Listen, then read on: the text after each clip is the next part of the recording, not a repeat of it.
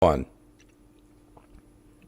Welcome to Dodgers Dogs. As part of the Dodgers Daily Network, Casey Porter here, joined by Austin Brubaker. It is Friday night in the big town. We finally found parts of our schedule. I got Oklahoma State wrestling, the national championships are tonight, softball, Oklahoma State baseball, the Dodgers, super busy. I know you have a million different things going on, so we finally kind of found this little window of time to get an hour or two to go to talk about some Dodgers baseball. So Austin Brubaker, how the heck are you, my man? Friday night in the big town, Dodgers Dogs is part of the Dodgers Daily Network. What's up, man? First off, Casey, it is a pleasure to be able to see your face again, to be able to talk some more Dodgers baseball. Great. It's a little bit earlier than what we typically go on Fridays. Yes. This is intentional because the Los Angeles Dodgers have a spring training game that is happening at, I believe, 9 o'clock Eastern, 6 o'clock Pacific. We, as Dodgers Daily, don't want to interfere with the Dodgers game. We want you to watch the Dodgers game, and then we'll be able to provide some analysis and feedback, which has put a little bit of a wrinkle into some of the calendar, some of the times in which Casey and I have been able to go on. But happy to be able to talk about it today with kind of everything that's going on with you. I'm not integrated into Oklahoma State in their athletics. What is exactly going on? What's going on with wrestling or anything that is going on with that's been able to keep you busy? What's keeping you excited with Oklahoma State right now? Well, baseball's on a pretty good run. They're on the road at UCF, so they're playing every day. Softball is an annual power. Basketball was in the Big 12 tournament this past week with OSU, so I've had to cover OSU basketball, an OSU baseball game on Tuesday, and OSU softball game, weekend series of both baseball and softball.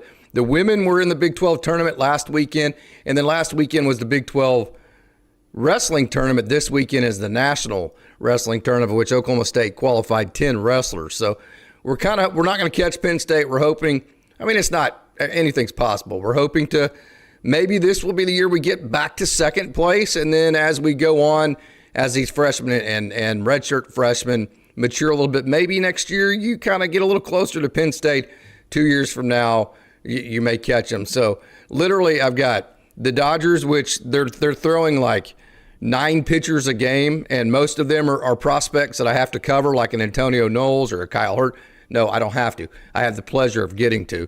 Yep. So there's like 7 or 8 different posts on pitchers, it seems like, and then you have an Andy Pius. So there's probably 2 hours of work on the Dodgers, and then I have wrestling, women's basketball, men's basketball, softball, and baseball. So there's 5 or 6 different teams I'm trying to go back and forth with, and plus I have a full-time job. And by the way, I've umpired every night this week, baseball, which I do. And when I get off of school, I've umpired every night this week. And so it's like right now is absolutely madhouse. So let me say this, Austin, before we get into this, let me start this. The last time that we were on, we got into the Alex Freeland and Hassan Kim debate. And I wanted to say, I know you and I are cool because it's different. Sometimes I think people think we're frustrated with each other when we're actually not. Now, that doesn't mean we ever put on anything, and we don't ever put on a show. If you see emotion from us, if you see us getting excited, that's real. It's all real. But it's kind of like an umpire and a coach. You might get into a little spat, but then as soon as the game's over, hey, you shake hands and you have respect for each other and your friends off the field. That's exactly how Austin and I do each other. So this isn't coming from Austin's perspective. I don't even need to go there because we have that kind of relationship. This is coming from my perspective. I wanted to say this with you on the air and with all the people watching. I did an extremely terrible job in that Alex Freeland, Hassan Kim debate. Not that I thought I was wrong, Austin. We'll get back into that here in a minute. But you've done a world of incredible research, okay? And my intent wasn't to stymie or poo-poo your research. That wasn't my intent. Although when I went back and watched it, I was like, that's exactly what I did. So kind of, being the older guy, I'm kind of supposed to be the mentor here, and you're supposed to be the guy that's coming up and learning and kind of learning from me and that kind of deal because I've done it before. So not necessarily to Austin, but to the fans, I hope you kind of understand that there's times to where whenever you go live and you do as many live shows as we do, there are going to be segments to where, just like games, just like players, there's going to be segments to where you just absolutely suck, okay? And like nothing you did was what you actually meant to do. So I just wanted to say on air, that segment, I absolutely sucked. I did not come across the way that I wanted to. I came across as an asshole. I came across as condescending. I came across as way too pushy. I did not come across as a mentor. And basically, I didn't come across, and whenever you do that and you don't come across right, you don't get your point across the way that you're supposed to. So I wanted to say that on air, and then I wanted to give you, Austin, the ability to respond to that before we move into today's show. First off, Casey, I appreciate that. Casey and I have no beef at all. Casey and I have had the privilege to be able to be on Dodgers Daily for the past, 2.5 since July, a couple years ago. Yeah, this upcoming July will be 3 years. It's been an absolute joy to be able to do that. Casey and I have done near 200 different shows, something like that. Yeah. For us to be able to do it together, I have a ton of respect for Casey and what he's been able to do, and I have the great privilege of being able to communicate with him back and forth, go through the intellectual battle of ideas, talk about areas in which we see some growth within certain players, be able to highlight different players across the league, while also being able to talk and sometimes debate different aspects of Dodgers baseball. And I think that is what is the fun that is both Dodgers Daily and what we have right here, and what we're able to have just as a whole baseball community. And when we have life, when we have different conversations, when you go on as much as we do, which Casey and I have gone on literally days talking to each other live on air from each other, there's going to be times when there's going to be disagreements, and there's going to be times when there's a little bit beef back and forth. There's no beef with that was a little bit of a segment which we're going to get into today. We're going to try to do a little bit better to be able to have the discussion, only because I think it is such a fascinating under the radar storyline. Kaba, who pitched the third. We're going to do our best to be able to present the best type of information and best type of coverage of different situations for that. So excited about that, excited to talk about Dodgers baseball, and excited to be here on Dodgers Daily. So, kind of as a coach, whenever I'd send a guy, or if I sent the wrong message, or if I was the one that messed up, I always felt it very important to approach and just say, hey, guys, I screwed up, okay? So I kind of wanted to give that message. I hope you Dodgers Dogs fans out there that know me for all the years I've been on here understand that I'm better than that and accept my, I don't know if apology is the correct word, but accept my, hey, I'm eating that and I'm going to do better in the future. And I hope there's no lack of respect for the professionalism of which that I try to do my business with each and every time I come on the show. Okay, so that's kind of I wanted to get that out. That's probably, and to be honest with you, that's probably more for me, because I felt like ever since I watched that segment, I felt like absolute crap. I've like pissed at myself, that kind of deal. So I honestly, that's a selfish probably deal there, because I feel better now for me to get that off my chest. So let's move on. Okay, let's do what you do best, Austin, and let's talk about the numbers and the behind the scenes of the bullpen race. I am so fascinated, and here's kind of where we're not going to get into the Kim Freeland yet, but kind of where I think we're going to get on different sides here with the Kim and Freeland, but also on the same side at the same time. I totally agree that small sample sizes, especially in spring training, because you don't even know who's pitching, okay? They can't be taken too seriously. But I'll also say, as a coach, okay, if I present a competition, and I know this competition is all competitions are short windows, okay? I mean, races, they last 4 seconds, 5 seconds. So what happened with second base and with the bullpen is there was a competition issued. Okay, we have a competition for these last spot, maybe 2 spots in the bullpen. We had a competition for second base. So even though you can't, like for Alex Freeland, make any kind of long-term judgment of, okay, well, is this guy on track? Is he not necessarily? I think you could have an argument either way. Kind of where I'm coming at that is there was a competition laid forward. Who rose to the top the fastest? So I say that. We'll get back into that here in a minute. Yep. I think Santiago Espinal has been that guy, but we'll get back into that here in a minute. Save your thoughts. So there's also a competition for the bullpen. And kind of my coach brain says, okay, without actually evaluating, okay, well, who might be the best pitcher 6 months from now based on the underlying metrics? What I want you to evaluate is who has won that competition for a spot on the 26-man roster as of right now with what they've done in spring training. Does you understand where I'm coming at with that? I totally understand what you're going at. So there's a couple different aspects of what you have with spring training, and I think this is going to help flesh out a lot of different arguments that we have. You mentioned small sample size. A lot of different pitchers don't necessarily know what's going on. It's important for you to be able to, and for us as people that are evaluating what's going on with spring training stats, to be able to decipher what exactly we're putting a lot of weight in. We're going to focus on that. Do you put a lot of weight in, or let's talk about pitchers in particular. What particular stats are you looking at specifically to be able to say this guy is having the best performance in spring training? Is it more of are you looking specifically at ERA? Are you looking at things like how is he able to get a whole lot of swinging miss? What does the contact quality look like? I think it's a little bit simpler perhaps for pitchers at least, or at least I haven't done quite as much deep dive into the pitching side because I've been more heavily focused on more of the offensive side of where things are at. But there's a couple of different just theoretical spring training things that I want to be able to overlook and just be able to bridge, because this is going to help with our discussion going forward. You can look at, with spring training results, actual results, what happens on the field. And then you can look at perhaps some underlying metrics that might predict what is going to happen going forward. And I think where there can be a little bit of a difference in what you have is there could be a difference between what the underlying metrics say and what the actual results in spring training say. And that's where you can have a little bit of debate.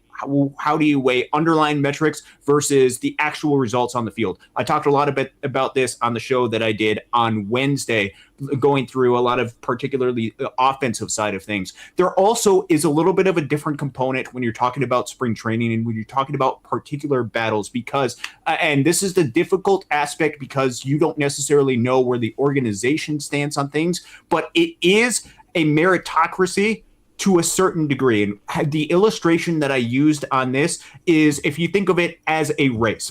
And now I'm going to use Freeland and Kim as an example, but this is the exact same applicability to the bullpen side of things. Both Freeland and Kim are fighting for a roster spot at second base, or at least that's the understanding of what we believe is happening at this point. Freeland and Kim fighting for a roster spot at second base. They're both, picture them as in a race for that second base spot. It is not, it might not be the case that both of them are starting at the exact same place, meaning you might have information that came beforehand that's not just exclusively spring training results, but also 2025 statistics, or perhaps for Kim's sake, looking at some of the numbers that he did in the KBO or the WBC, or Freeland, some of the numbers that he did at AAA as well, that's going to impact where they're starting, which means that, for example, if Kim is a little bit ahead in your mind of Freeland, Freeland has to do much more than what Kim does in order to overtake him for the roster spot. It's OSU and Penn State in wrestling. Penn State's never going to come back down. OSU's going to have to eventually catch them. That's exactly what you're talking about. Yes, and I think that's exactly what some of the cases are for some of the bullpen battles. So while there is some bullpen openings, I think there are some guys that have at least a couple of steps ahead of some of the other guys. Who are they? Only because some of these players have shown past performances of success at the big league level, or at least a good 2025 to be able to help carry them out. So where is the state of the Dodgers bullpen right now? I think there are 4 locks for the Dodgers right now. You can say other players are locked. These are 4 players who, if and there's 7 bullpen healthy, spots, correct? There are, I would say, 8 bullpen spots that Ohtani, you can go ahead and have. Yes. 8 different bullpen spots on what you can have. You can make the argument if you wanted a 5-man starting rotation, it could technically be 9, but really it's going to be 8. We'll get into that 9th player in just a little bit, who I'm kind of thinking of. But 8 players in the bullpen. I believe 4 are locks. Edwin Diaz, Tanner Scott, Blake Trinan, Alex Vesia. All can't be options. If they're healthy, they are going to be on the major league roster. 2 righties, 2 lefties. That leaves you with 4 bullpen opening spots for the following different players to be able to fight for: Ben Kasparias, Jack Dreyer, Paul Gervais, Edgardo Enriquez, Kyle Hurt, Will Klein. Ronan Kopp who was already optioned, so he's not going to be technically fighting for that roster spot. And then you could throw in some of the potential non-roster invitees as well, fighting for that roster spot. So there is 4 spots that are open for the bullpen, and 4 guys that need to go ahead and fill those spots for the Los Angeles Dodgers to start the season. But one thing to note about all those different relievers, They're all optionable, and there's a good chance that there could be a lot of movement, especially early in the season, even though there's a little bit more off days. But when they want to be able to provide guys rest, there's going to be a lot of movement that happens in the bullpen. But the question is, who gets to start the season on the Los Angeles Dodgers? Give me the names again. Yep. So the players that are fighting for four different roster spots are, and this is in alphabetical order: Ben Kasparius, Jack Dreyer, Paul Gervais, Edgardo Enriquez, Kyle Hurt, Will Klein, and then you can throw in some of the non-roster invites. For example, like a Ryder Ryan, or you can throw in a Wyatt Mills, or you can throw in some of the guys that are at the minor league level. What about River Ryan? Where's he penciled in? River Ryan. So the reason why I didn't include River Ryan, you could totally include him. I have him and Justin Robleski and Landon Knack as more in the starter type of category. The reason why I'm keeping them a little bit separate as of right now, this could be room for a little bit of discussion, is because there is going to need to be some innings that are filled in from the starting pitching side of things. And especially with the injury to Blake Snell and with perhaps some of the concerns that you have with some of the other guys in some of the innings limits, it is my expectation that they want to keep some of those guys as more of a starter, or at least more of a bulk inning type of guy.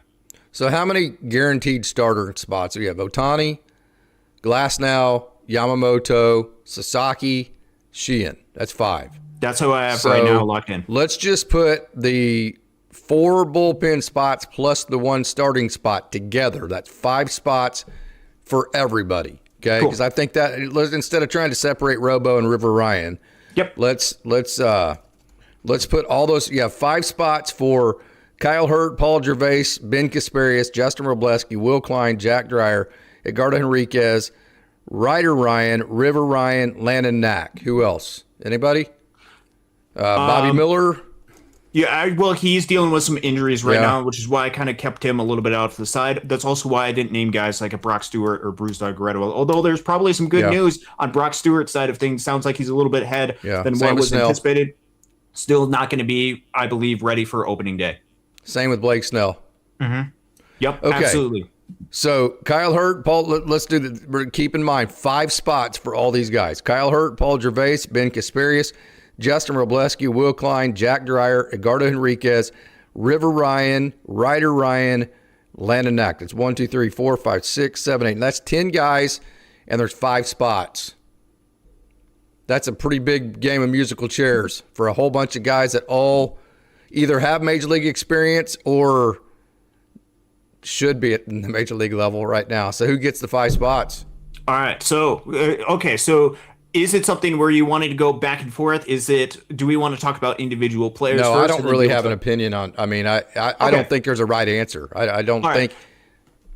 All right. So let me go ahead and give you perhaps what I think, or at least if I were making the decision based on the very limited amount of information that I have right now, let me give you a little bit of an argument of what I would do at the major league level. Now, this is not definitive. This is something that I think I came up with right before the show today.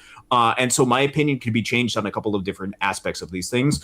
But if we need 5 different pitchers that are added to this mix, which first off, if you're in the comment section, let us know which 5 pitchers you would add to the mix as well. Or if there's guys that are currently on their list that you disagree with, please let us know. The first guy that I want on the major league roster, which this is both due to the talent that he has, as well as a little bit of a unique role that he can provide, also long-term ramifications, I want Justin Robleski on the Los Angeles Dodgers. A couple of different reasons for that. One, I think he's earned it by the way that he has gone out and played. You could say that with a lot of different guys by the way that they have played and also the talent that they have. I think that is particularly true with Justin Robleski, not just going back to Game 6 and 7 in the World Series, which the Dodgers trusted him in those specific environments. But I think there's been a lot of growth that Robleski has had. And with him in particular, you can use him as either a starter if you are needed, or more of that piggyback type of guy to be able to help fill in innings. Early in the season,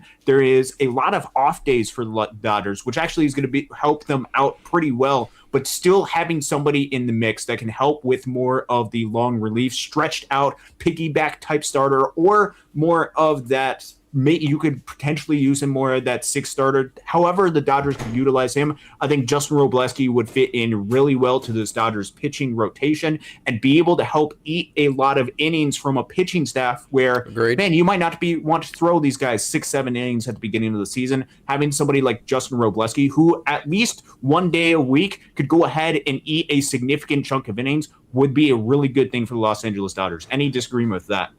No, absolutely not. You're not going to get a disagreement from me on just the guys that you're not going to get it. Let me just kind of give you the guys you're going to not that I would give. Yep. Then you can dive in more analytically. I would go Justin Robleski, Jack Dreyer. I would go River Ryan. I would go see what I say. Robo, Dreyer, Ryan, Klein, and then that last spot. So let me highlight these so I can see them in front of me.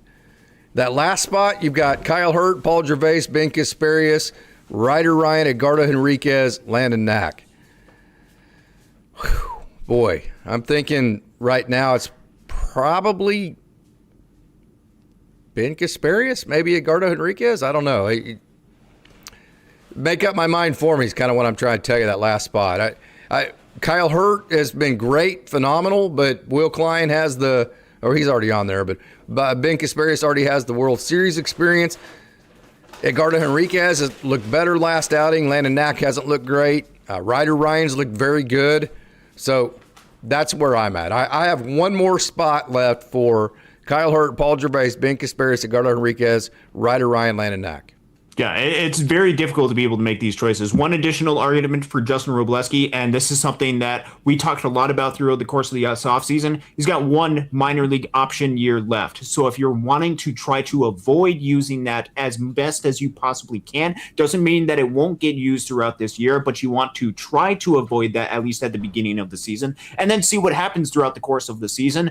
Getting him on the roster at the beginning of the season would probably be a wise decision, both with the talent that Justin Robleski has and with preserving the option ability that he has for future years down the line. Not that Justin Robleski would be optioned in future years, but also you want to keep as much value as you possibly can for a Robo. So let's go. Who are some of the other guys that I would pick? I think the next guy that's part of the list, so Justin Robleski is more kind of in that hybrid starter type of role. Yeah. Next guy that I would have is Jack Dreyer. Yeah. And this is when you're talking about the race analogy and where guys are starting, Jack Dreyer is just starting ahead of a lot of different guys to the point where, man, you look at what he did last year.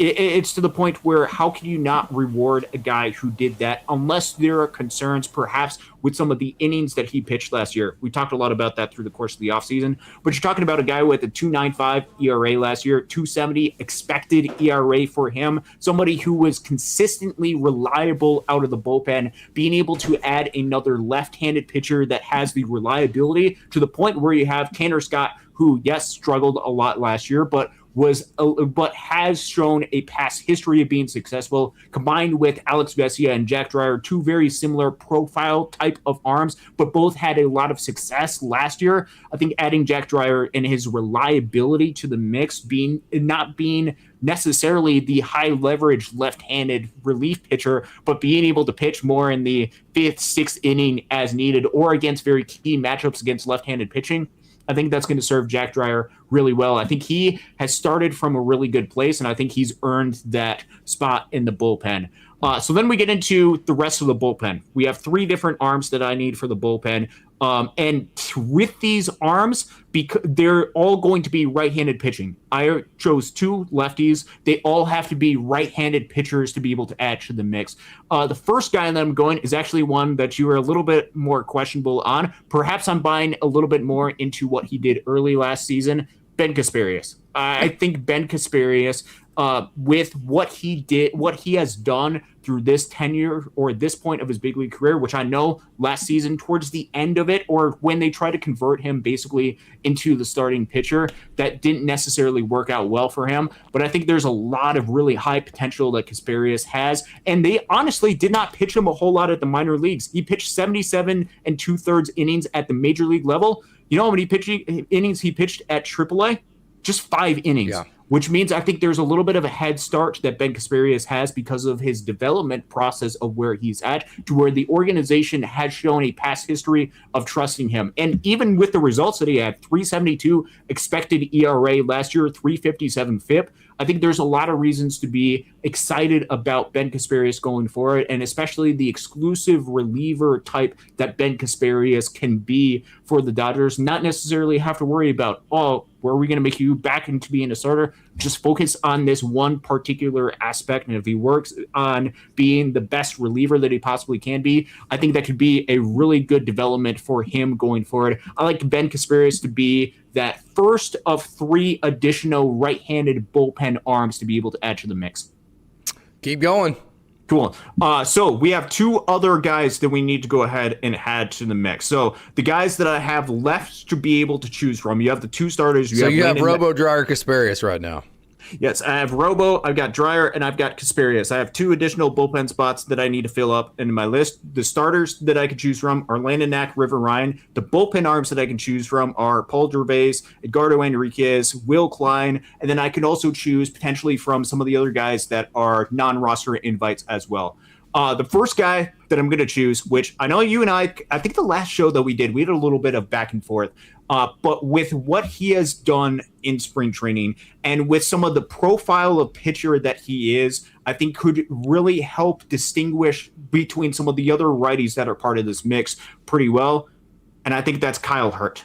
And the reason why I'm going to go with Kyle Hurt in this mix is you look at some of the right-handed relievers that are part of the mix. You look at Blake Trinan and Ben Kasperius. They're more of the sweeper type of heavy slider type of profiles a little bit. Kyle Hurt has been able to throw gas, and he's been really dominant at the minor league. If you remember our last show, my statement on it was if he's not on the opening day roster, I'm going to think that's BS. That's how definitive I was on Kyle Hurt. Yes, and I get it. Very small sample size with spring training, but he's striking out 48% of the hitters that he's going ahead and facing. Well, let me ask you this. If you don't put him on the roster, what do you tell him? I mean, what else can he do? Right? And again, this goes back to the kind of the back and forth that we had with this particular argument. The only thing possible that you could tell him is we are concerned with you coming back from injury and your arm is so electric. We want that to be ready towards October. So we're going to take things slow at the start of the season. You know what he's going to say to that? Yeah, BS. That's a bunch of crap. Quit lying to me. They're not going to lie to him. That would be a funny argument because I can tell you he is fully healthy and he would not buy into that argument. If they go that way with him, he's not going to buy into that. I can just tell you that's the case. Yep. They may try that. You may be exactly correct, Austin. Yep. He will not buy that argument. He'll be like, bull crap. I'm healthy. Throw me. If you think somebody's better than me, fine, but don't tell me you want to save me because I'm not healthy or you want to continue to – or you want to protect my health because I'm healthy and ready to go. That's how he will view that, in my opinion. Yep, totally fair to be able to think that because Kyle Hurt this spring, again, just 25 plate appearances, 12 of those have been strikeouts, 48% strikeout percentage, only 1 walk, a 4% walk percentage for him. Whiff percentage is at 34%, which is really good. Also, hitters are just not hitting the baseball hard against him.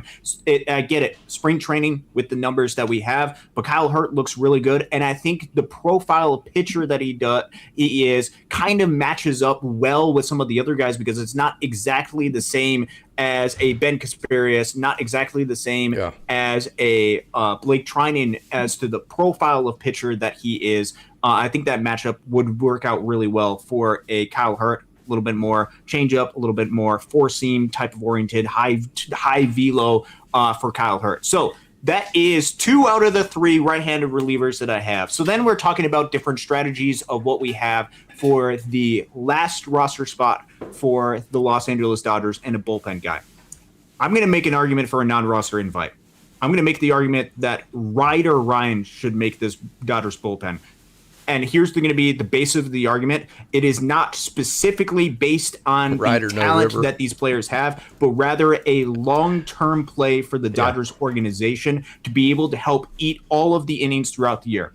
I think his brother River Ryan is a better pitcher than Ryder Ryan, and I would have a lot more confidence if River Ryan was pitching as opposed to Ryder Ryan. However, I also know that there's going to be innings that are needed to be had at the starting rotation, and I don't want River Ryan to necessarily be held up in more of a bullpen type role. You could perhaps make an argument that, oh, why doesn't Justin Robleski go into a little bit more of a bullpen type role, and why doesn't River Ryan be able to fill into the spot that he has? You would start to get a little bit more thin on some of the starting rotation depth that you would have at that point. It becomes a little bit more questionable. And with River Ryan coming back from injury, I'm sure that while certainly you could have a little bit different arguments with Kyle Hurt, him coming back with some of the starting pitching type of scenario, I think that's a little bit of a different equation that the Dodgers are going to have with making sure that they try to protect a little bit some of the innings that River Ryan throws, even though I think he's healthy. I think he's going to be ready to go. I just don't think they're going to utilize his major league innings at this point at the beginning of the season, and particularly not in the bullpen type of role. So why Ryder Ryan? A couple of different aspects with him. One, if you look at again, I'm looking for a differentiation with some of the profiles. Ben Casparius, Blake Treinen throw a little bit more of a sweeper type of slider. There's a lot more of horizontal movement towards him.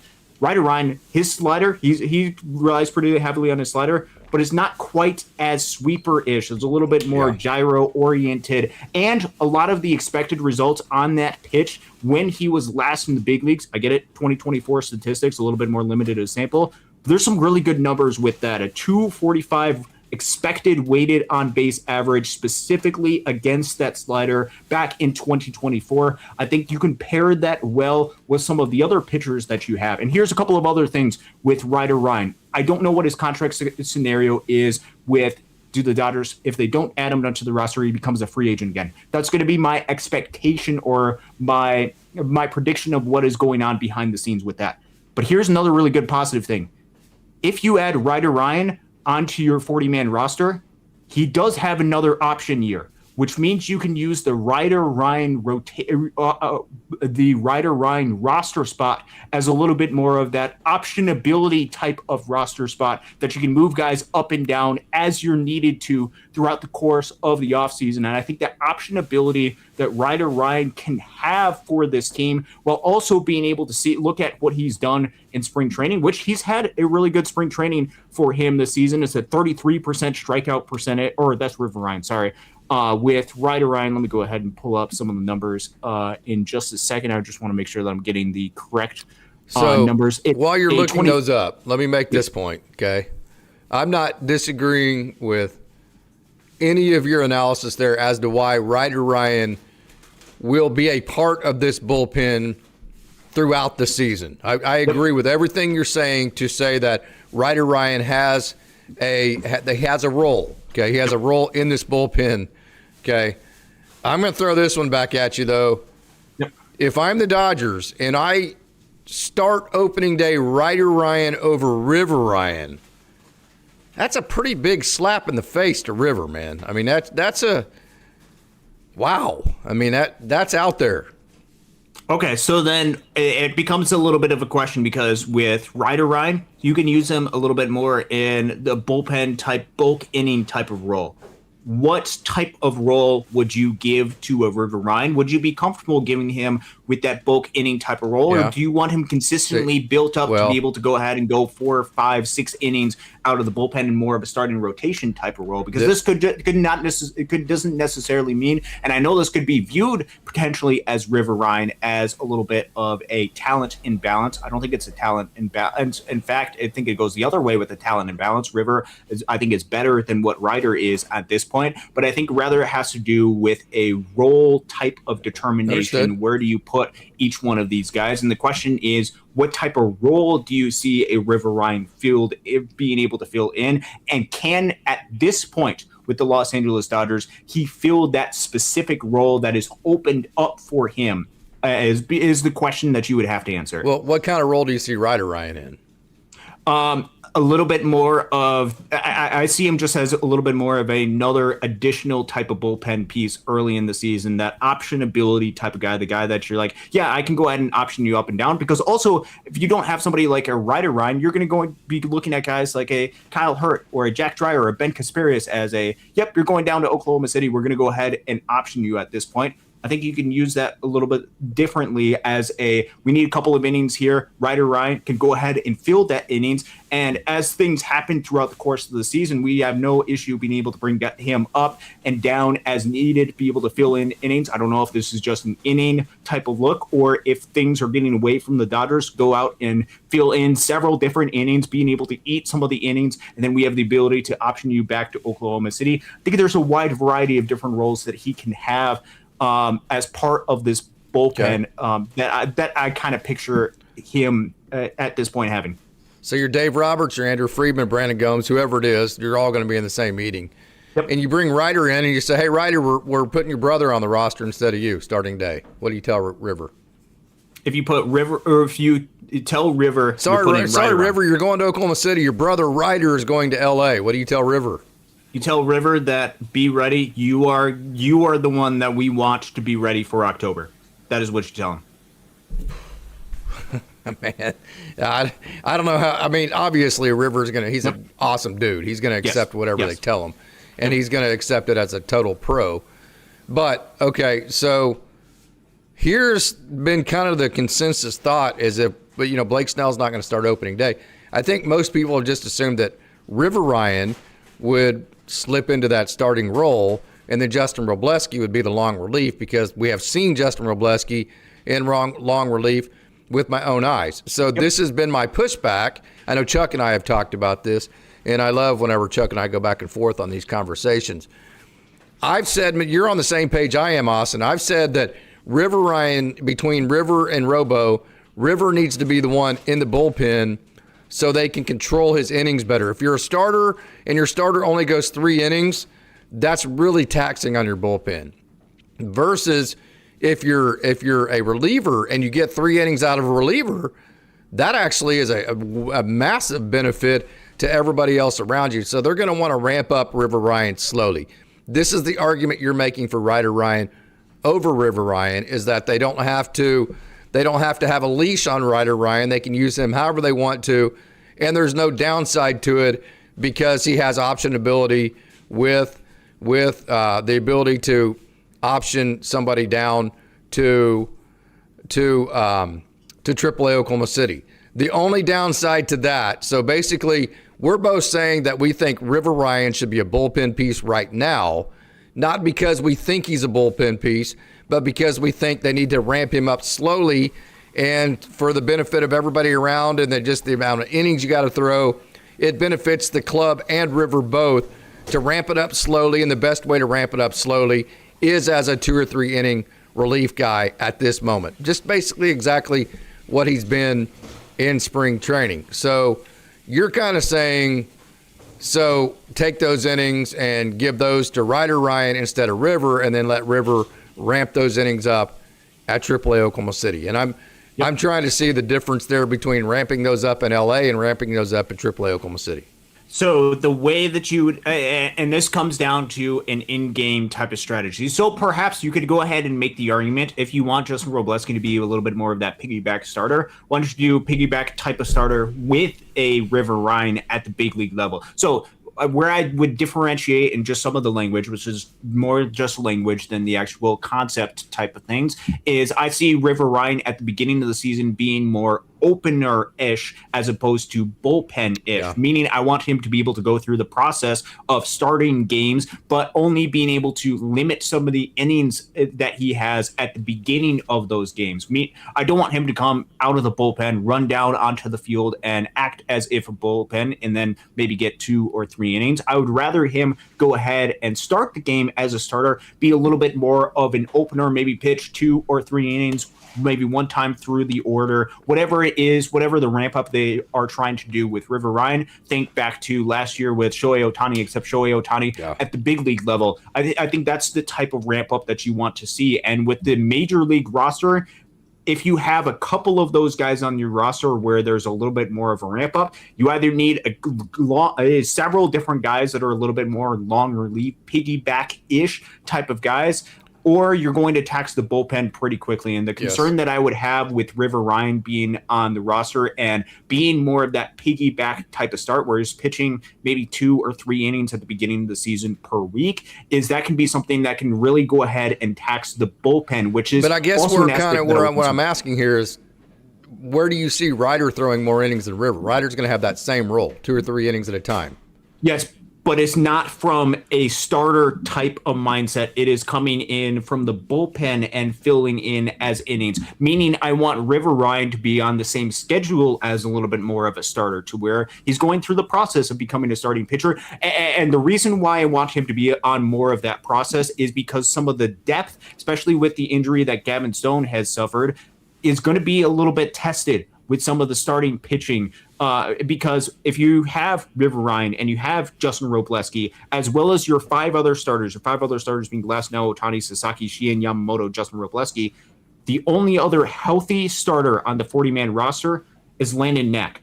Now, perhaps that is enough, but also you want to make sure that you have guys stretched out and you're stretching guys out to go ahead and be starters, so then it's not just 2 to 3 innings at a time. It's a buildup of several different innings at a time. That doesn't mean that there aren't other guys that could go ahead and fill into the mix, but I think the most effective strategy that the Dodgers could probably do is try to keep a lot of these guys, especially until Blake Snell is back, especially until Gavin Stone is back, or figure out to see what happens from there, see some of the buildup that you have with Ohtani, see what's going on with, or what you have to do with some of the rest that Yamamoto potentially might have throughout the year. Wanting to have several different guys healthy as starting pitchers ready to go, I think is a good thing, which means that if, and this is just my opinion, you could completely disagree with that, if River Ryan starts the season with the Los Angeles Dodgers, I think it would have to be out of the starting rotation, even if that is limiting his innings at the beginning of the game. You don't think you could put Robo in the starting rotation?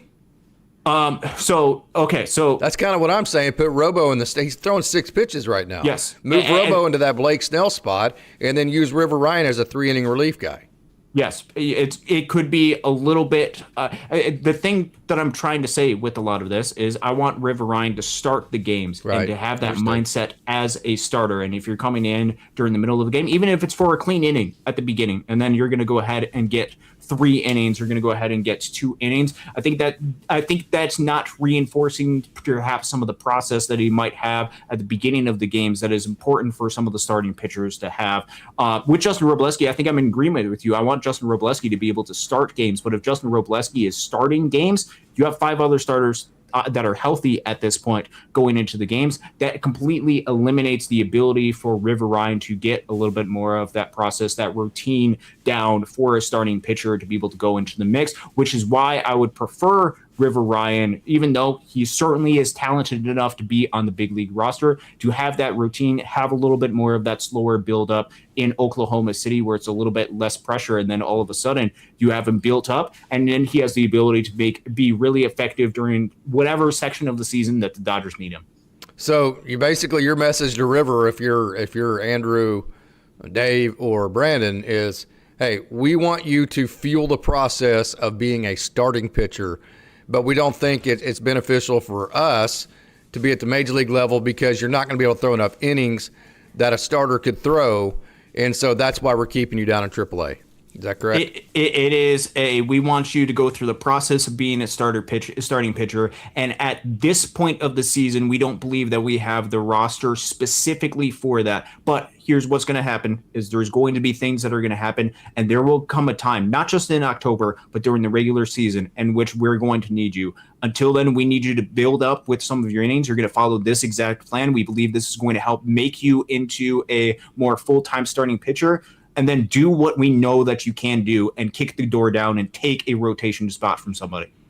I just don't see any world where the Dodgers choose Ryder Ryan over River Ryan. I get what you're saying. I understand your point. I just, again, kind of, this is one of those situations to me, we'll get into it here in a minute, to where you have your analytics book, you have all this, and you say, okay, well, all this makes sense. But then as a manager, I go, fine, I'm not going with that right now. I'm going with the fact that River Ryan has done so much to get back into the position he's at. He's been so electric. He's always done everything where he's supposed to. He's shown up and pitched very well every time we've given him a chance to. No chance in hell I'm letting his brother start opening day in front of him. That's my throwback to that, is I'm throwing the analytic book in the trash can at this moment, and I'm going with the human element of it. You know, like sometimes managers go with data, Austin, then sometimes they go with humans. Like, I'm betting on that guy. I don't care what the data says. I'm betting on that guy, and that's why I'm making this decision. So instead of going with the data in this situation, I'm going with the human element and just saying it's bad business to make River Ryan start in AAA Oklahoma City and instead put his brother in LA instead of him. Just bad business, in my opinion. Yep, and a couple of different points with that. You don't necessarily have to start the season with Ryder Ryan at the big league level. You can add him to the 40-man roster and then immediately option him. That is a choice. And then who goes? And then who goes? Well, no, that would be you add him to the 40-man roster, immediately go ahead and option him. And then if you wanted to replace him with River Ryan, that could be a choice that you would have. If you replace Ryder Ryan with River Ryan, that would leave you with Glasnow, Otani, Sasaki, Sheehan, Yamamoto, Robleski, and River Ryan, and then bullpen type of pieces at Diaz, Scott, Trinan, Vesia, Kasperius, Dreyer, and Hurt. That's in a phenomenal type of rotation that you have. Right. One of the questions that you're going to have to answer, and perhaps this goes ahead and gets answered for you. If there is something, let's say the first week of the season, you overuse some of your bullpen, you need another guy to be able to provide rest. Out of those guys in that list, who do you option down? It's a great question. Out of the list that we made? Yeah, there's the guys that would be not Dreyer, not Robo. I would say that. Anybody else, fine. So it could be a River Ryan, it could be a Ben Kasperius, it could be a Kyle Hurt. You're optioning one of those guys down, and then you have to have similar conversations as to, okay, why are we sending you down to Oklahoma City? Well, you don't have the brother aspect. I mean, it's just the human element of that. That's just going to be a bad look, man. I'm just telling you I don't know. I won't be able to. I wouldn't. Maybe I'm being Bush League about that, but I wouldn't be able to get past that. Plus, if you put Ryder Ryan on your 40-man, who are you removing?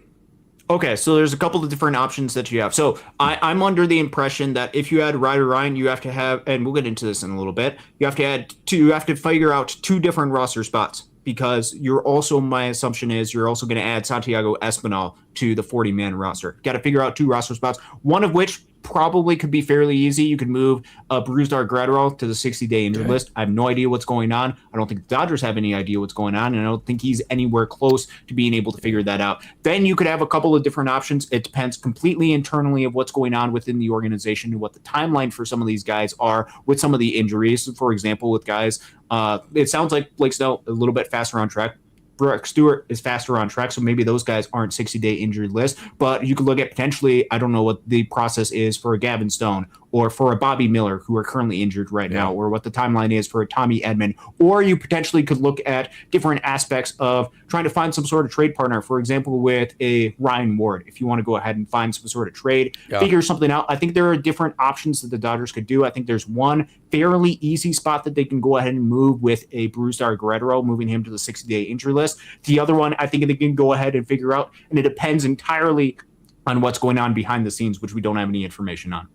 Yeah, I think the Ryan Ward thing would be the probably the cleanest break from there. Okay. That's what I would hope for, yeah.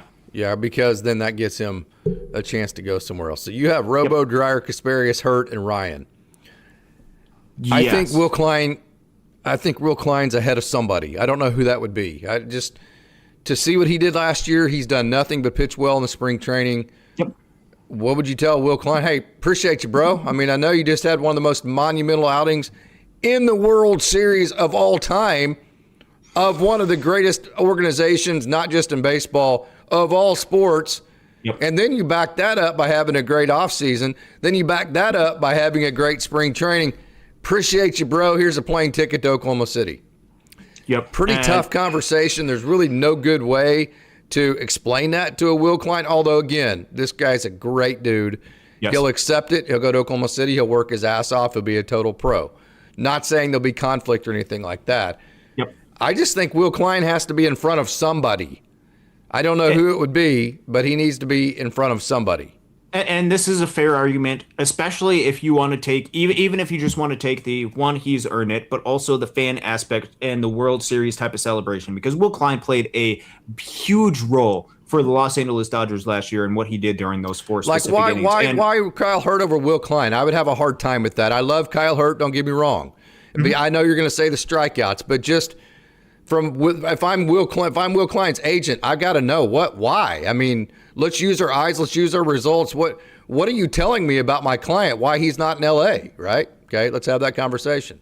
It's a fair conversation, and again, like you had predicted, the strikeouts are a little bit higher with Kyle Hurt, although they're not bad at all with Will Klein. Will Klein in spring training, 33% strikeout percentage, really good results in what both of them are able to have. I think with that conversation with Will Klein, if you want to be able to reward him and have some type of celebration during a time when there's going to be some type of World Series celebration, and be able to reward him for that. Also, on top of that, because of what he's been able to do in spring training, and more importantly, what you believe he's going to be able to do for the Los Angeles Dodgers, you could totally justify rewarding him with a spot on the opening day roster. That would likely come at the expense of either a Kyle Hurt or a Ben Casparius. Hold on. Are you rewarding him, or did he earn that? To me, he earned that. That's not a reward. Is not something you earn.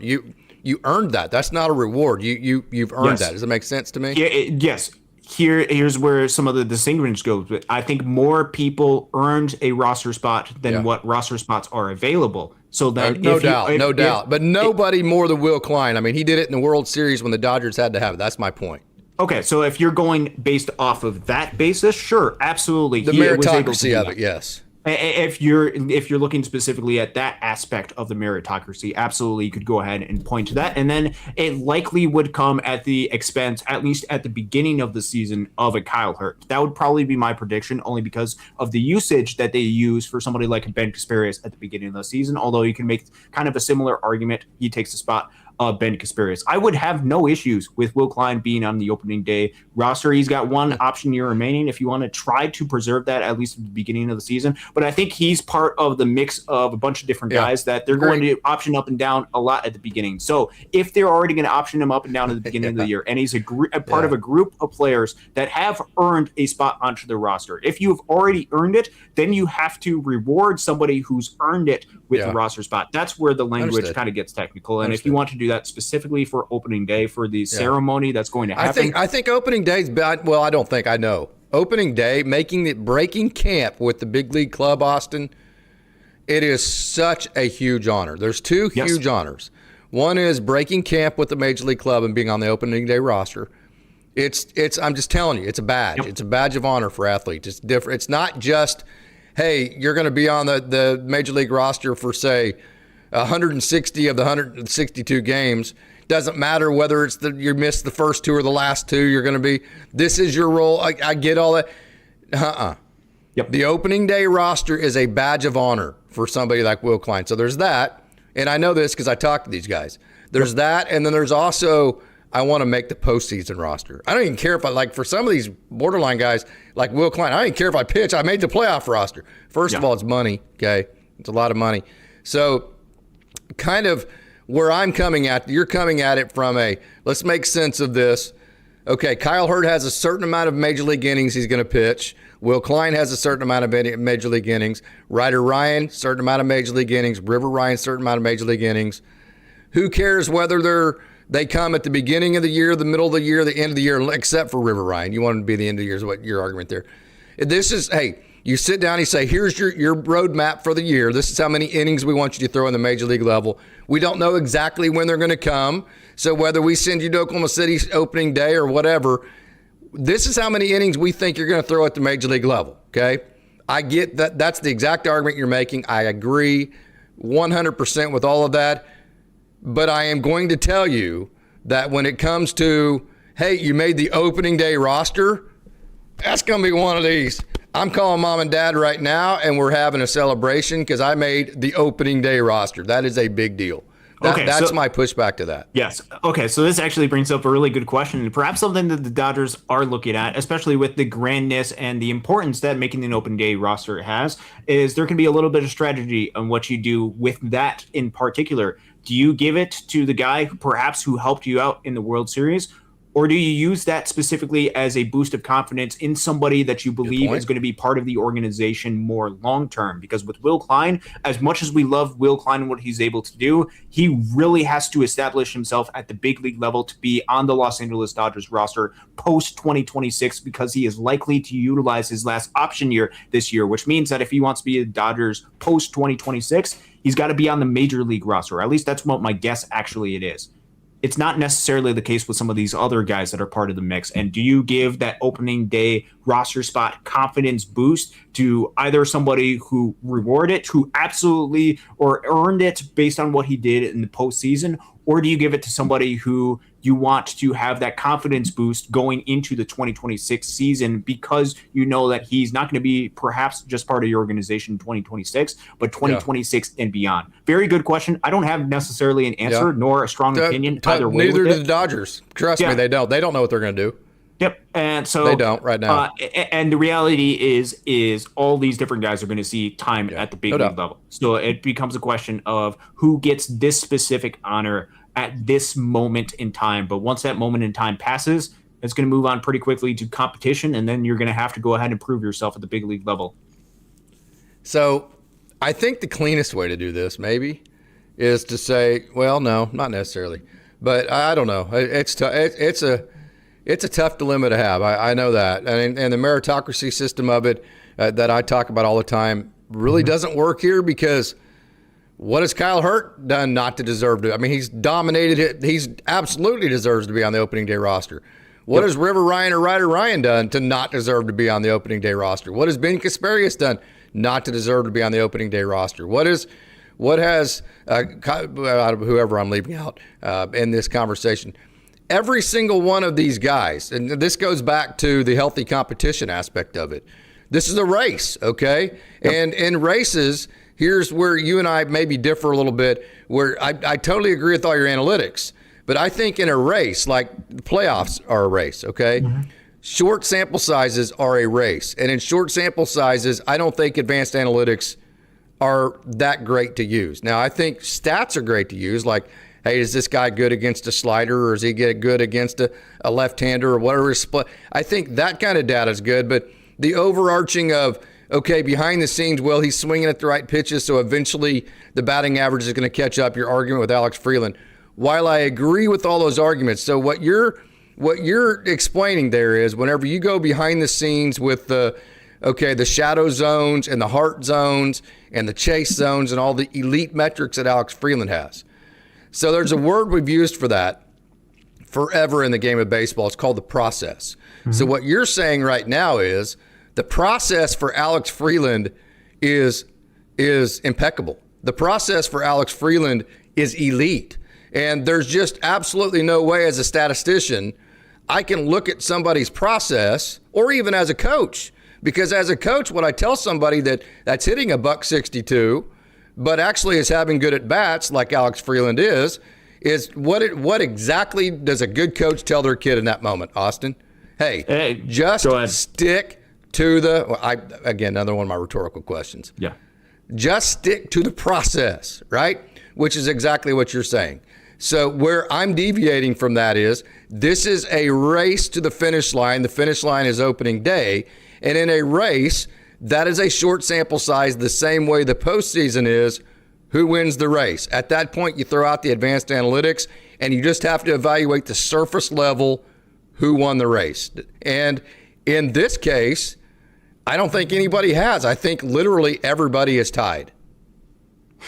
It's a fair evaluation. Okay, so we're moving on from the relief pitcher type of debate. We had a lot of really good discussion of who's going to potentially make the roster. First off, if you have any disagreements, please let us know. We'd be happy to be able to have that conversation with you. Now we're switching over a little bit more to the second base side of things. And the analogy that we keep using is it's some type of race for the roster spot. First off, let's talk about who actually has done well in this race so far, both based off the surface level analytics. And if you go deeper and look at some of the expected results, Santiago Espinal has been blowing everybody away by what he's been able to do both on the field and what the kind of underlying metrics. What do I mean by some of the underlying metrics? When we're evaluating players in the game of baseball, you can look at stuff like average, you can look at on base percentage, slugging percentage, OPS, you can look at the stuff that actually comes from the stats that come on the field, and that's entirely dependent on where the ball falls at certain times. For example, if you have a bloop single that's 66 miles per hour, lands in the outfield for a base hit,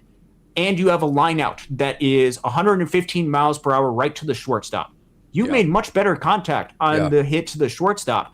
But the one that was a bloop hit was a single, even though you should, in the long term, if you're talking about a much larger sample size, the one that's hit 115 miles per hour is not going to be caught every single time, and much more often is going to be base hits for that. So there is the surface level type of stuff, meaning the stuff that actually happens on the field. We'll just call those the actual metrics on the field. And then you have the process type of things, and then you have the expected results for that. The process type of things is when we're talking about stuff like swing decision type of metrics, and then the underlying, the advanced, the expected statistics are like stuff that you see on Baseball Savant: expected batting average, expected slugging percentage, expected on base percentage, expected OPS, expected weighted on base average, whatever that specific aspect, which takes into account not just the actual results, but take into account the actual quality of hit that a player has. And I think where this becomes a really good philosophical discussion is if there is a race for second base, if there is a race, and I've narrowed it down in its simplest form between Hae-Sung Kim and Alex Freeland, only because I think they're kind of fighting for a similar roster spot. We'll have perhaps a little bit of a different discussion where there could be a complete wild card if you wanted to. I think it's okay to put that out in the open. This is Alex Freeland versus Hae-Sung Kim, period. In a discussion. I don't know how else to put it. I mean, there's no way, nobody can come up with an explanation of how these two guys could exist on the 26-man roster together and it'd be good for both the Dodgers and them all at the same time. So having said that, there's no way they can be on the 26 together at the same time and both get enough playing time to be good enough for their development. That tells you right there. This is point blank Hae-Sung Kim versus Alex Freeland. I mean, I don't know any other way to put it. I hate it to put it in that. Maybe I don't. I like the healthy competition aspect of it, but I think it's okay to put that out in the open. This is what this is. Yes. Okay. So then we're talking about the race aspect, and there's a couple of different aspects that we've talked about with this. Alex Freeland and Hae-Sung Kim, in your mind or in the Dodgers' mind, might not be starting at the same spot. Meaning, if you believe more in what Hae-Sung Kim has been able to do going forward, and you believe the track record is a lot better and there is perhaps less development that he needs, perhaps he's starting a little bit ahead of where Alex Freeland is in this race. And there's a lot more that Freeland has to do to be able to overcome where Kim is at in this race. There also is the aspect of... So you think Kim started spring training ahead of Alex Freeland? What was that? You think Kim started spring training ahead of Alex Freeland? I think in the mind of a good majority of Dodgers fans. Now, this could be completely different than what the organization thinks, but I think in the mind of a lot of Dodgers fans, they look at the results that they saw with Hae-Sung Kim last year, and they see a 95 WRC plus and a strikeout percentage about 30.5. And they saw some really good results with Hae-Sung Kim. And then they look at Alex Freeland, who had a 73 WRC plus and a 36% strikeout percentage. And they saw that the Dodgers signed Hae-Sung Kim to a major league contract coming over from the KBO. And they see Alex Freeland, a young guy who struggled when he came up to the big leagues. And they say, Hae-Sung Kim, we think that you're ahead of where Alex Freeland is right now. I think it's much more even than what a lot of people are giving credit. Only if you look underneath the surface, expected weighted on base average, very close to each other. There's a lot of concerns. Are you saying you think it is, or you think it should be? That's a really good question. So how I think it should be, I think it should be a lot more even than what it actually is. If we're talking about what it actually is, I think the tiebreaker probably goes to Kim, only because the Dodgers gave him that contract. And I think they have played him a little bit more at the major league level. And I think they obviously like the fit of what Hae-Sung Kim is able to have. So I think he's got a little bit of a step up. And you throw in the fact that he's got versatility a little bit in center field, which ultimately could be one of the tiebreakers that Kim has going into this. I think Kim has a little bit perhaps of a step up from where Alex Freeland had started, although I think they are much closer than what a lot of Dodgers fans had go ahead and started. So then we get into this aspect of the race. And before you go on, I have not Yep. crunched this numbers. Can you have Santiago Espinal plus Ha-Seong Kim both on the roster, or is it one spot for all three? Absolutely.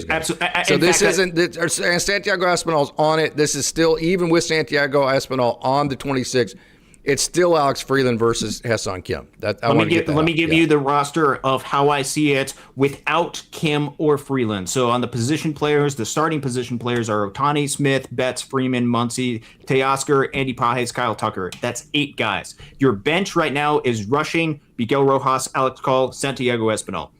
That is 12 players that are on your roster, leaving one roster spot that is open for a left-handed hitting infield type or maybe utility type. So that gives you, that rewards Santiago Espinal for what he's done in spring training. I think he's earned it. I also think he fits the roster well with being a right-handed bat that can go ahead and play second base or third base, at least until Tommy Edman is back. You could say, I don't really trust spring training results, and I think he's going to go back to the type of player that he is. He still, I believe, has earned it and shown something, and he's just swinging the bat so well right now that I think you might just have to go with a hot bat until Tommy Edman is back. And even if it just lasts a couple of weeks, well, that's good for a couple of weeks until Tommy Edman is back, and then you're not as concerned about it. There's 12 roster spots filled up, and neither one of Kim or Freeland is on the roster. That's how I see it. I think there is one roster spot that they are fighting for. So if both Freeland and Kim are in a race for one roster spot in particular, you have to define what you're looking for as the outcome of the race. And this is where there could be a little bit of a disagreement. This is where there could be a little bit of back and forth, not just in the starting place with both of them, but what measures do you use to be able to define who actually wins the race, and how are players performing in specific aspects in which you think that they are going to project to be really good players at the big league level? Those are two very specific questions. And if you go just based on the on-field results, there's a clear winner. It's Ha-Seong Kim. But if you dig underneath the surface, there is a fascinating conversation, fascinating depth that can be had when you look and examine some of the in-depth process and advanced metrics of Alex Freeland that makes this race, I think, a lot closer than what people are anticipating. So what do? Do you take the results or do you take the process? What you're saying right now is Alex Freeland, believe it or not, okay, from a statistical measure, Alex Freeland has the better process that if Ha-Seong Kim and Alex Freeland both did the exact same things over 6 months, eventually as the marathon of a season took over, Alex Freeland, with the process he's showing right now, would end up being the better player if they both continued with the exact same process they're having right now. So the debate is, do you go with, okay, well, that's fine, but all I know is that Ha-Seong Kim is better right now, and I have to make a decision right now. So that's the interesting debate that we've been having almost all off season. There's no right answer. There's no wrong answer. Okay, so, kind of, and here's where it's just so mind-boggling to me is the players are so different. They have different games. I don't actually know who's better. I mean, I'm telling you, I have 50 years of experience close to 50 years going back to T-ball, okay? Yeah. And then 5 decades of experience in this sport, okay? I'm around professionals. I'm around I don't mean that to sound douchebaggish, but I guess it does. But I mean that to say, like, I'm very privileged to get to be around the smartest baseball minds in baseball. I've learned so much from these people that I've been around. And then at Oklahoma State, I'm around all the beautiful brains there. And all my experience at Guthrie High School, I'm around John Chappell. I was a main assistant for 2 decades, and he had a Hall of Fame career. I don't mean this to sound any other way other than I'm trying to make a point. I've been around baseball my whole life and like a lot of high-level baseball people. So it usually doesn't take me a whole long time to make my decision on a player, okay? And I'm not afraid to give it. And I think what's so fascinating here is I can't make my mind up. I don't know who's better. And so whenever you say Alex Freeland has the better process, but then when I see Ha-Seong Kim and he's so explosive, and yet his stats are so much better. At this point, I don't know how to sort those out. All I know is at this moment, if I was the manager, I have to put Ha-Seong Kim on the field, and I have to worry about all of those. I don't know who's better overall. I have to worry about that later. That's the way that I'm viewing this. Okay, so let me give you the argument for Alex Freeland, and this is, I've been very vocal about this on X, about this particularly. I because reposted you today. They got a lot of. My phone has been blowing up today. I don't know what exactly is going on, but my phone has been blowing up with all different stuff today. Yeah. The reason why I've been highlighting so frequently Alex Freeland is not because I think he's a perfect player. He's not the perfect player, but because I think this storyline and this particular aspect of the game is going completely unnoticed in spring training, and I think it is important to be able to highlight this. So let's take a little bit of a step back. What were we wanting to see as far as growth from Alex Freeland and Ha-Seong Kim? And this could perhaps be, if you're wanting to define particular aspects of races, perhaps there's multiple different races at the same time, and you have to use the cumulative aspect of what's going on to make a determination who actually won several different races with Kim and Freeland. One particular aspect in which we were very clear that both Kim and Freeland needed to improve on was the swing and miss. For Kim, it was at 30.5% at the big league level, far, far too high from what his actual total should be with the type of profile that he is. Now, he could perhaps... Or a 9-hole, which is where he'll be. Oh, yes, absolutely. If you have a 30+% strikeout percentage, you need to add a ton of power, which, while he hit a home run in spring training, which incredibly impressive pitch to be able to hit that off of. I was actually at that game, really impressed by what he did with that. Or his home run that he had in the WBC. If he can add different power, that gives you a little bit of leverage to be able to have some swing and miss as part of your game. Both of them need to cut down on the strikeouts. Ha-Seong Kim, 30.5% last year. Alex Freeland was about 36%, just over 36% last year at the MLB level. Far too high for both of them. Both of them need to fix that one particular aspect. So both of them, and this is what's unique, and this is perhaps where there could be a little bit of dichotomy because I don't really know what the best approach is. Both of them have taken completely different strategies of how to cut down on some of their strikeout percentages. With Ha-Seong Kim, and again, 13 plate appearances, he decided, what I'm going to do is I'm going to become more aggressive. Yep. And the first thing you see, brother. He took his 50% swing percentage and boosted it up to 57.5. And that if you make more swings, you're going to swing more aggressively inside the zone, which he was below average zone swing percentage last year. Now he's well above average during his spring training results. But with the increased amount of swing, leads to an increased amount of chase and leads to additional swing and miss that is part of your game. Mm-hmm. His contact percentage in spring training, which again, 13 plate appearances, very small sample size, was about 67.7%. It was a 32% whiff percentage, much lower than the 25% MLB average whiff percentage of the 2025 season. So he's trying to go ahead and make more contact by swinging more, meaning if you swing more... Is this per at-bats or is this overall swings? This is overall swings. We're going on a per-swing type of basis. Ha-Seong Kim, he's trying to be a little bit more aggressive as a player, which is going to cut back on some of the walks, but could potentially cut back on some of the strikeouts. Yes. What's funny about this is this was one of the strategies that we had talked about with Alex Freeland and what are the approaches that he could take. Because if you look at the profile of player, well, Ha-Seong Kim is a 50% swing percentage type of player, above average.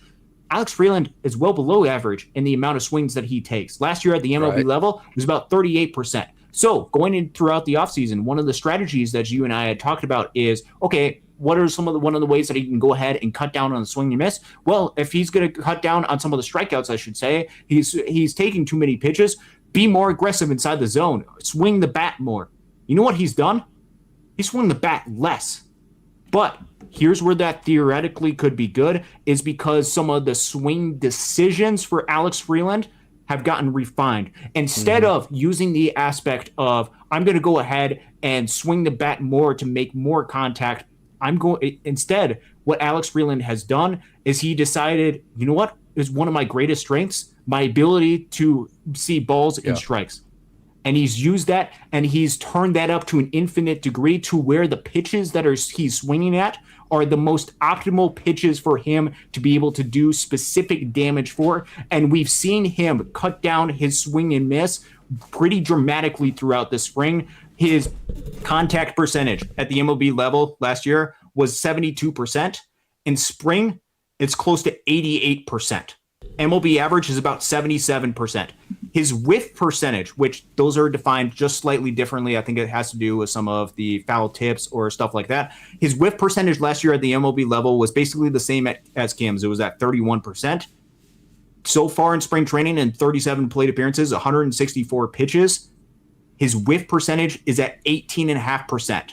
which is a drop of 12.5% on his whiff percentage. MLB Freeland. average is 25%. This is Alex Freeland, which means he's cut down on his swing and miss, and while swinging the bat less because he's not chasing at all. Posted this stat, and this is before the game tonight on March 13th. He's seen 61 pitches in the chase or waste zone. You know how many times Alex Freeland has swung at pitches in the chase or waste zone, which is outside the perimeter of the strike zone? 0. Yeah, that's pretty impressive. He is, when I posted that stat, one of 2 players out of 247 major league players to swing at 0 of those pitches. So that becomes a little bit of a question. How do you get these stats, by the way? I don't even know how you do this. This is because this has been such a fun exercise of spring training because I've dove deep into this part. Because the question with Alex Freeland, as that comes up, is okay, he's not swinging, he's not chasing, he's being too passive. Fair criticism for him. This is where you actually see some of the process of Alex Freeland in spring training. Actually, even in the 2 halves of spring training, starts to take a little bit of a deviation because chase and waste zone, outside of the strike zone, well outside of the strike zone, 2 areas where you don't want to swing. There's no damage basically that you're going to have an impact on the baseball, and that's going to lead to a lot of strikeouts, a lot of swing and miss. Where there is damage on the baseball is what's called the heart of the zone. This is completely inside the strike zone, not on the borderline of the strike zone, but rather more of the inner part of the strike zone. And what we've seen in spring training is at the beginning of the spring training, he was really passive swing percentage. First 21 pitches, I believe, in the heart percentage, he only swung at 53%. MLB average is 72%. That's too passive for Alex Freeland. I think that's where you and I had a little bit of a disagreement last time, is because he was too passive. His last 25 pitches that he's seen, he's actually been above league average at swinging at those pitches. And how's he done as far as gathering hits? He's not been good at gathering hits. That's the thing, is you have to trust the process of where that is. But to add into the process, what's his average exit velo? The average exit velo in the heart percentage in spring training is 93 miles per hour. MLB average is about 93. If you're looking at overall exit velo for Alex Freeland, it's about 89 average exit velo for him. The reason why I'm using average exit velo is because it's the most prominent, easy one to be able to find on Baseball Savant.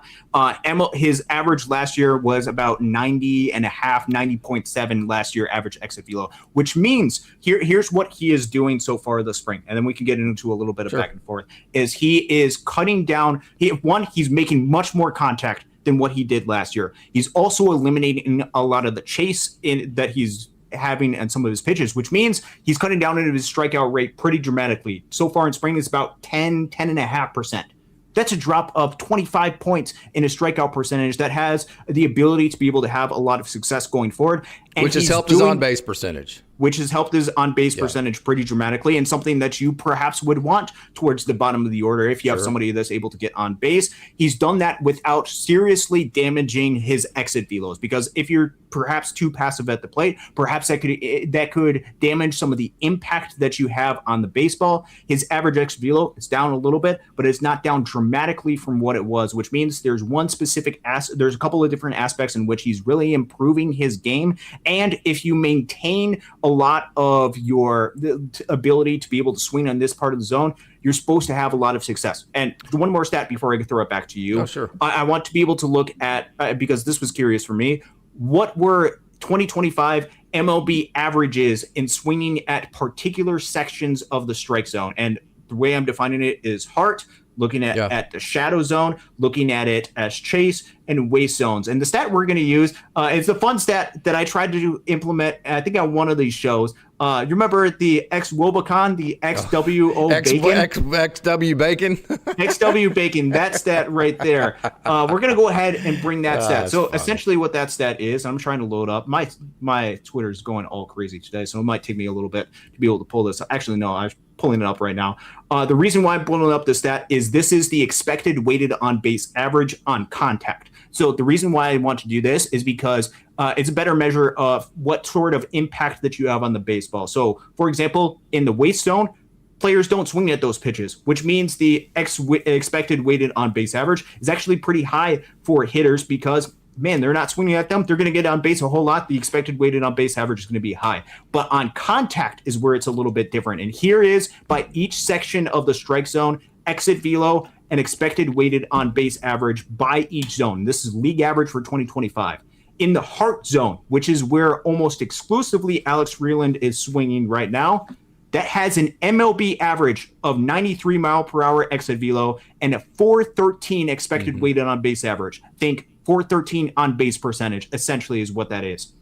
In the shadow zone, around the perimeter of the strike zone, meaning thinking borderline ball or strike, where pitchers usually want to try to aim a lot of their pitches, average exit velo about 86.5 with a 329 expected weighted on base average. You're dropping 85 different points in expected weighted weighted on base average if you're swinging at those pitches a lot. Chase percentage, chase zone, has a 75 exit velo with a 250 expected weighted on base average on contact. And then waste percentage, 61 average exit velo with a 200 expected weighted on base average on contact, which means that if you have all of your swings in the heart of the zone, if you're building the perfect type of player, a robot, you're like, we're only going to focus on one thing, swing decisions, and everything's going to be league average. If you swing exclusively at the heart of the zone, you're going to have a ton of success. And what Alex Freeland is doing is a little bit robot-esque because he's maximizing his swing decisions. And even though that is not leading to exact results, some of the underlying metrics are actually pretty good. His expected OPS is 840 this spring. Actual, 574. Based off his exit velos? Based off exit velos, based off of launch angle, based off of expected batting average, all that type of stuff. There's a dramatic difference between what is expected, what is actually happening on the field. And largely because it's a small sample size. It is a small sample size, but when you're going on a per pitch type of basis, meaning swing decisions, you're going from 37 plate appearances for Alex Freeland to 164 pitches. Now, that's not huge as far as the sample size, but that's a little bit more of a sample size than on a per plate appearance or a per on bat type of basis. Instead of 37 or 27, look at a per pitch type of basis. That's kind of my theory of what I'm going off of this spring. Understood. So on the other side of that, okay, you've got 3 Hall of Famers at the front of your lineup. Let's say that Will Smith becomes a Hall of Famer. There's 4, okay? Yep. I think Will Smith's darn good, okay? I mean, I don't think it's a reach to say Will Smith could be a Hall of Famer someday. He's been that good, okay? So let's say that almost half your lineup has either are slam dunk Hall of Fame guys or have the potential to become a Hall of Famer, okay? Who is the one guy in the entire lineup that you're going to say, no matter what happens, we are not throwing a ball to? We are not walking. Yeah, you're going to do that with Alex Freeland. And that's going to be the strategy that pitchers have against him. The theory behind that would be, okay, for the 9 hole of the Dodgers to get on base, they are not going to walk, okay, unless other teams just suck, okay? So the 9 hole for the Dodgers to get on base are going to have to be able to hit their way on base. That's my pushback on this argument, because I just don't. If I'm the other team's manager, I'm like, hey, Alex Freeland can beat me all day. Ha-Seong Kim can hit a home run. Fine, it's baseball. But we're throwing the guy a strike because the last thing I'm going to do is walk this guy to set up 4 Hall of Famers coming up, okay? So the way I would evaluate that in terms of who is the better 9 hole for this team right now is the guy that's gathering the most amount of hits, okay?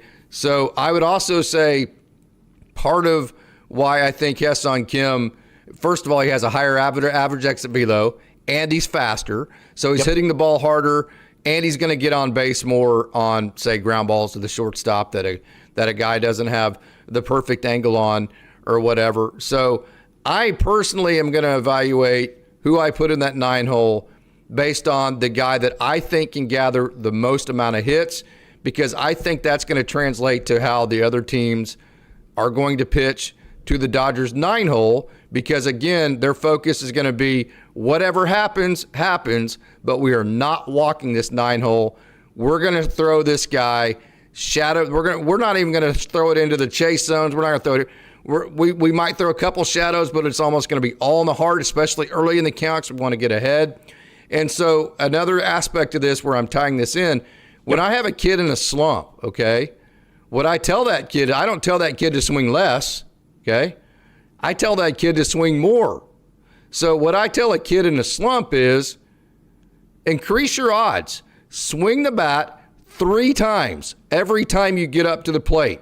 All I can tell you is if every time you go to the plate, you only get 1 swing, okay, you are decreased, even if that 1 swing is against a pitch that's right down the middle, okay? Hitting is so hard that if you decrease the amount of swings that you have down to 1, then you are actually decreasing your odds of hitting the ball hard. That's what I think is happening to Alex Freeland, and that's why I think his exit velos are low, and that's why he's not gathering base hits. And that's why I think a guy that swings more, especially in the Dodgers 9 hole that's going to see a lot of strikes, that's the guy that's going to gather more hits and get on base more as far as how it translates to how pitchers are going to pitch that 9 hole when the season starts. Did I make any sense with any of that? Totally fair arguments to be able to have, especially in that 9 hole. Now, there could be a little bit of a difference of a strategy that you have, especially with the lefty-righty type of matchups that you want to go ahead and have. You might not want to have Alex Freeland or Ha-Seong Kim in the 9 hole. You actually might want to have him in the 8 hole and put Andy Pages in the 9 hole, only because you don't want a Freeland, Ohtani, Tucker run in the lineup. You have a lefty pitcher every single time that's part of that lineup, and you can go ahead and do that. Now, that's a completely different conversation that you can go ahead. 1999, sorry. Chuck, I just saw that. Chuck, got a boy. Way to step up, man. Thanks, Chuck.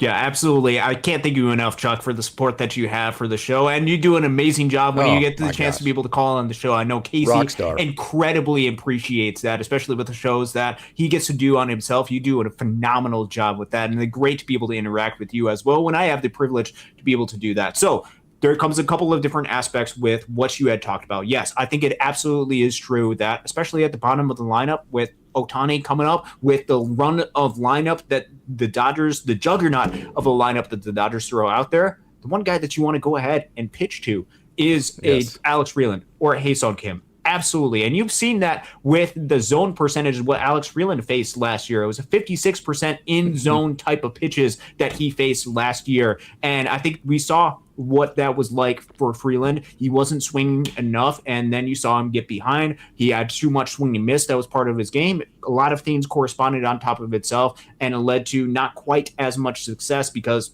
pitchers were being a little bit more aggressive. And even though the ability to lay off some of the pitches outside the zone, if pitchers can go ahead and hammer inside of the strike zone, that's going to create a lot of problems for Alex Freeland. A couple of different things that I think there have been improvements on in spring training that leads me to believe that there could be more success for Alex Freeland going into this part of the season. In terms of gathering hits, correct? In terms not just getting on base, but gathering hits. Yes. Is that what you're saying? There's a couple of different aspects with this. One, he's swinging and missing a lot less than what he actually has in the past, which means that, man, if you're swinging and missing a whole lot less, that means the number of times that you actually have to swing the bat and be as aggressive doesn't have to go up necessarily. It can stay relatively stable or relatively the same. With Ha-Seong Kim, if he's got a whiff percentage of 32% like he had during his very brief tenure in Dodgers spring training, then I say absolutely you got to increase the swing percentage, because how else are you going to go ahead and try to get on base if you're whiffing a whole lot? you better increase the odds of you being able to put contact on the baseball and be able to go ahead and get base hits.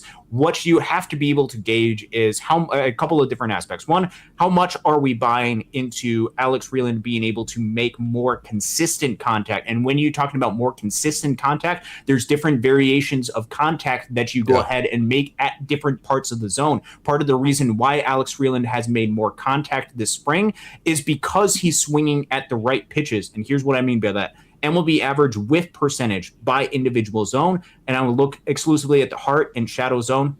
I'll touch the other zones briefly. Heart whiff percentage, this is MLB average, was 14%. Overall whiff percentage average was 25%. Meaning if you're swinging at only pitches in the heart of the zone and you're exactly league average or even worse than league average, you're going to make a lot more contact. Well, if a pitcher makes a mistake, you better make him pay. That's what that means. Yes, exactly. Shadow whiff percentage is about 27%.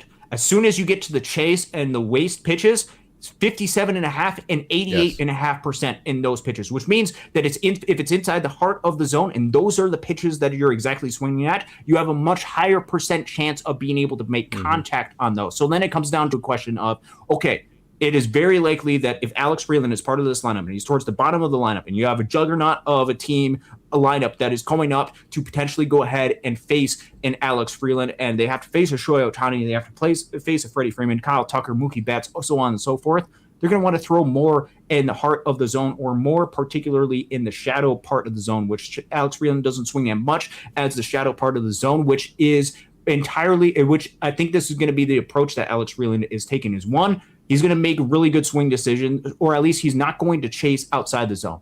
Now, you could say his heart zone swing percentage has to go up, which, funnily enough, it actually has gone up through the course of spring training, as we identified earlier, which means he's making a little bit better swing decisions than what he had earlier in spring. That's a good positive sign. That's something we hope to be able to see continue go forward. And I think this is going to be some of the strategy that Alex Freeland has. It's because if you're talking about specific aspects last year where he struggled, there was a lot of swing and miss that happened, particularly at the shadow part of the zone. He didn't make quite as much contact on the shadow part of the zone, which MLB pitchers are going to be better than minor league pitchers at being able to execute in the shadow part of the zone.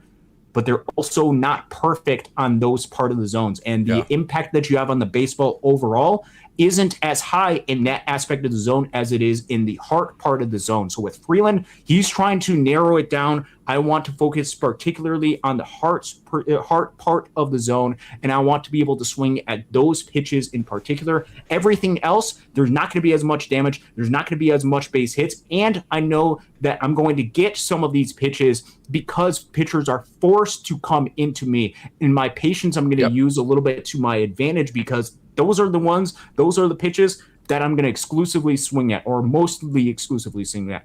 With Ha-Seong Kim, it's a little bit of a different strategy for him because with some of the swing and miss that he has, and you could say Alex Freeland's going to go right back to the swing and miss that he had last year and not buy any of the spring training results. Totally fair. But with some of the swing and miss that Ha-Seong Kim currently has as part of his game, pitchers have the luxury of being a little bit more creative and expansive in how they attack Ha-Seong Kim. While they definitely don't want to walk him, they also don't necessarily have to throw it in the heart part of the zone because Kim also is going to swing a lot more at some of the other pitches, which means they can go ahead and use a lot of the art of pitching to be able to set Kim up in a lot of different ways. That would be some of the pushback that I would have with that in particular is if you are swinging in the heart part of the zone and narrowing on that, on the MLB average type of basis, I think that's going to lead to overall better contact in the long term of things. And I think that's going to lead to more base hits that you are looking for as opposed to chasing, even though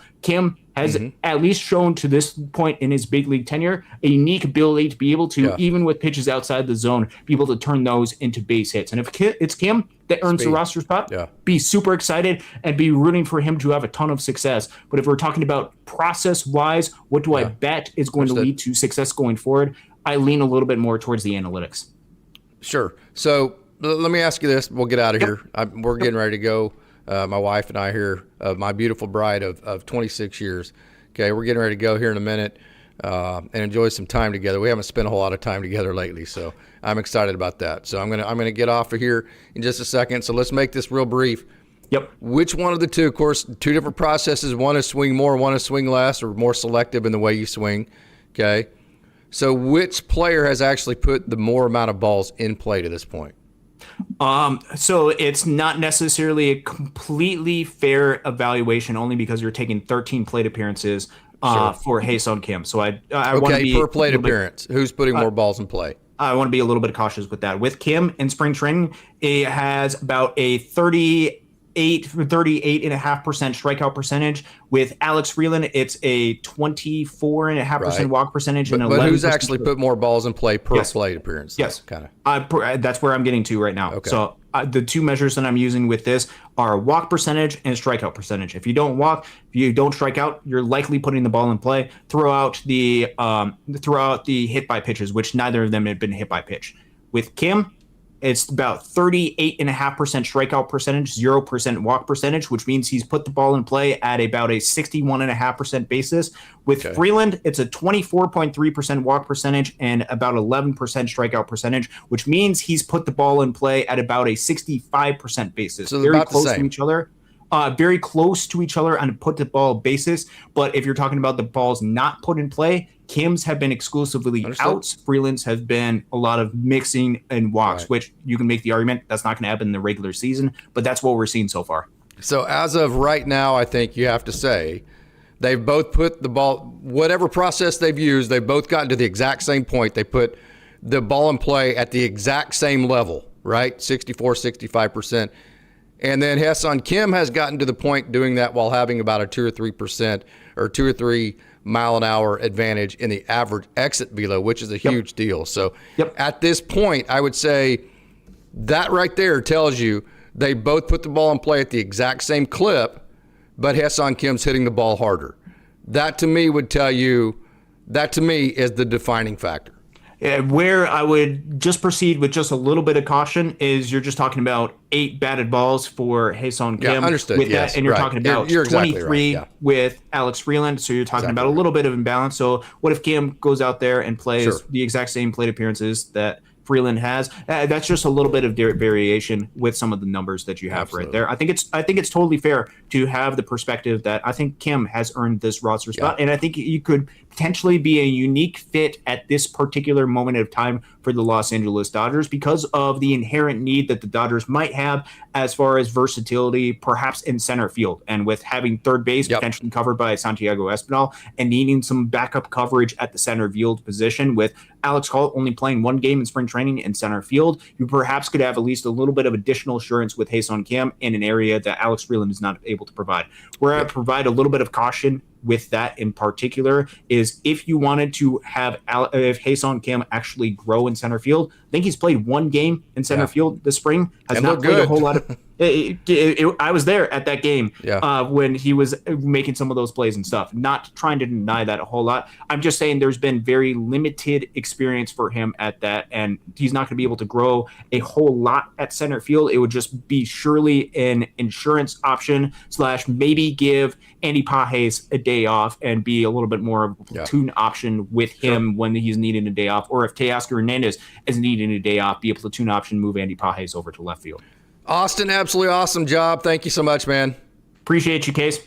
All you wonderful Dodgers dogs. Hey, if you haven't, go back to the beginning of this show. I had a big monologue on our last show that Austin and I did together. It's very important to me that you see that and that you kind of see what I had to say there. So if you missed the beginning of this show and you're on here, tell all your friends, you go, whoever it is, go back and watch the beginning of that show because very important to me, if you would please do that. So, hey, Austin, thanks again one more time to all you Dodgers dogs. You are the absolute best. Thank you so much for tuning in. Chuck, awesome. Way to step up, man. 1999, that is just absolutely fantastic. It is so humbling to get the amount of support we have, and it is so awesome to cover the Dodgers. And never forget, it's a great day to be a Dodger.